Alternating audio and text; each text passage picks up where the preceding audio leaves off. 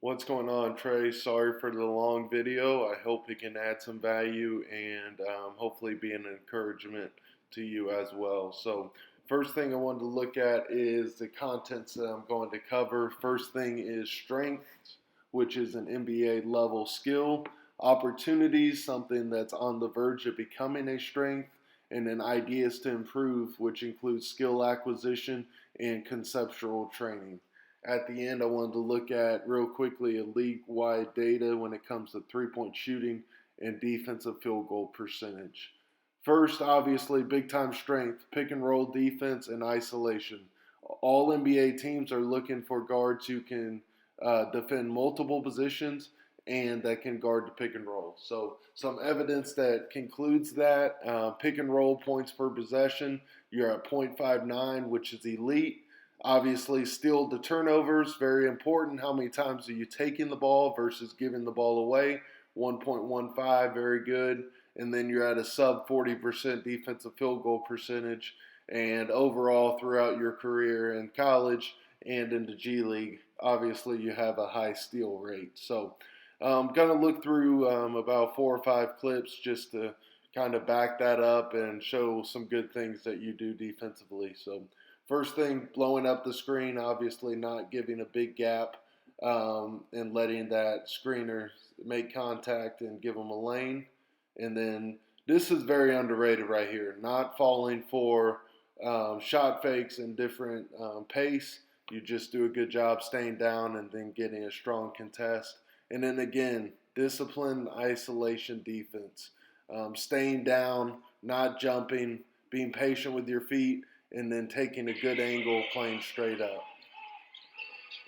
Recovery and knocking driver off his line, forcing a turnover.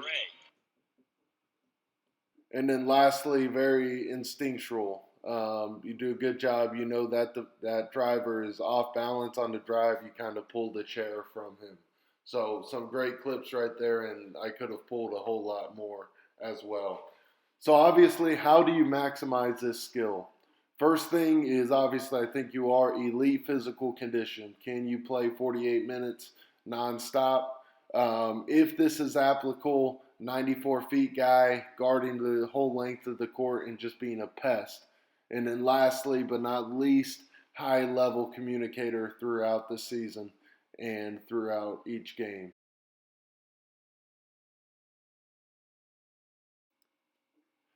Now, an opportunity, consistency, shooting off of the dribble. Now, coming up with some evidence on this, I'm going to show you a couple different clips when it comes to teams guarding you over ball screens and under ball screens. So, obviously, if you are consistent knocking down the three when teams go under ball screens, you are going to force them to have to chase over, and then this is going to really open up your playmaking ability, whether it's a pocket bounce pass to the big, slipping, a hook pass opposite, getting to your mid range, or getting to a finish at the rim. It's going to open everything up and it's going to declog the lane and make you a much better point guard for it.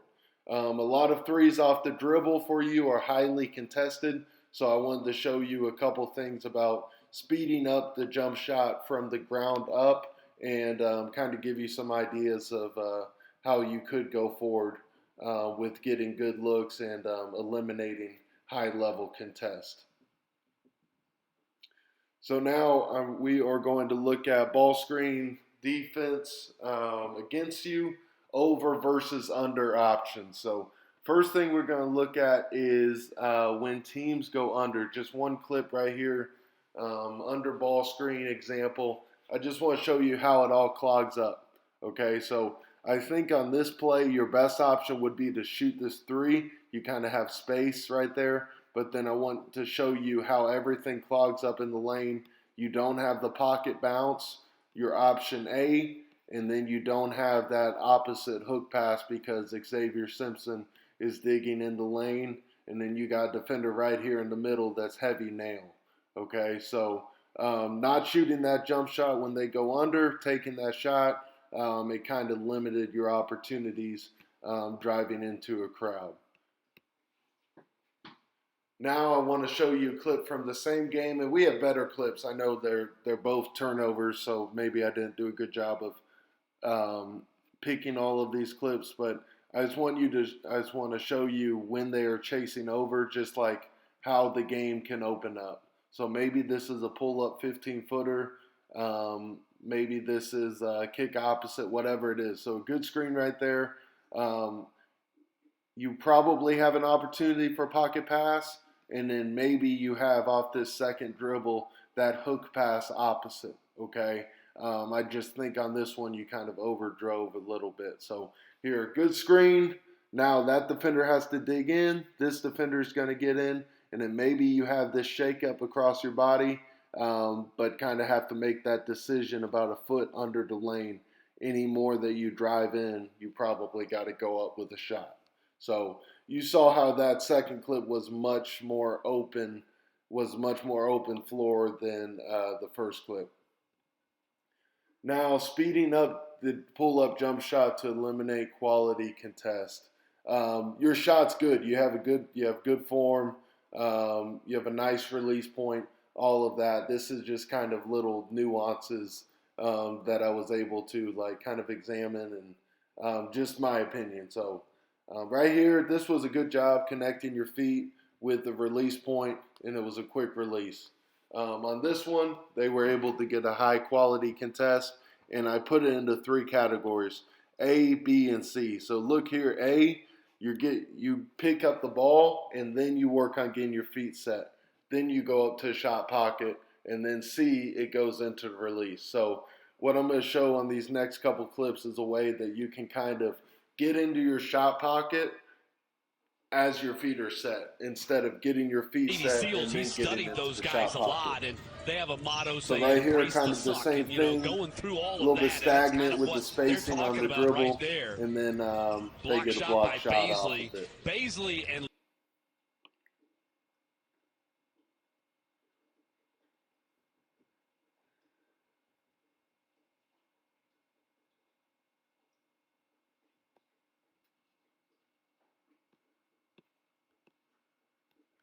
Now, a couple ideas from a skill acquisition standpoint is pick up to feet connection, working on getting the ball to your shot pocket at the same time as you're getting your feet around to the rim. So this clip I'm going to show you is just with one of my clients, Brandon Goodwin, that we really worked on all summer. This takes a lot of time, but this is a real simple drill where we start facing the opposite basket, give them the ball, and then he has one dribble to get his feet all the way around to the middle, to the top of the key, and then get into a shot, staying on balance straight at the rim as quick as he can. So you see right here, feet are all the way around at the point of his release. And then a couple clips from this season kind of showing that same movement, how he comes to a hard stop and gets that ball off. Second skill acquisition idea is pace on ball screens and setups, and then working on the hook and the pocket bounce and when to throw them. So setups, I like to teach skips, slides, spins, and I can go over that more so if you'd like at a later time. I know I'm stuffing.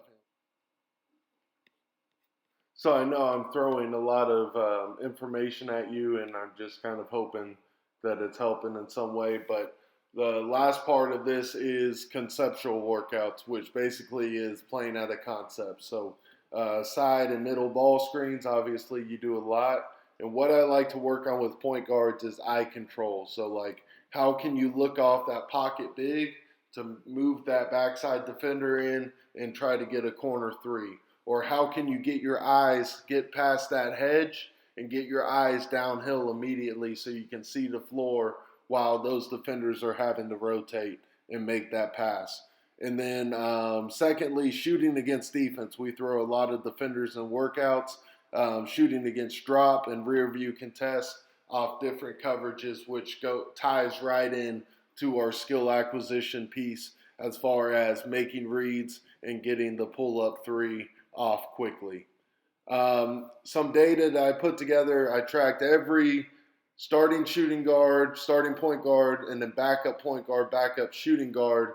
And I got their 3-point percentage average and then their defensive field goal percentage. So keep in mind this is including high volume starting players. So 3-point percentage is around 37 average, defensive 42 for point guards, a little bit higher for shooting guards, and a better defensive field goal average.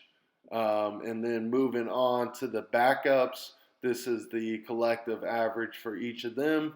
So obviously right here, fewer attempts and then fewer defensive possessions, so you have a little bit better percentage on both the 3-point percentages and the defensive field goal percentage.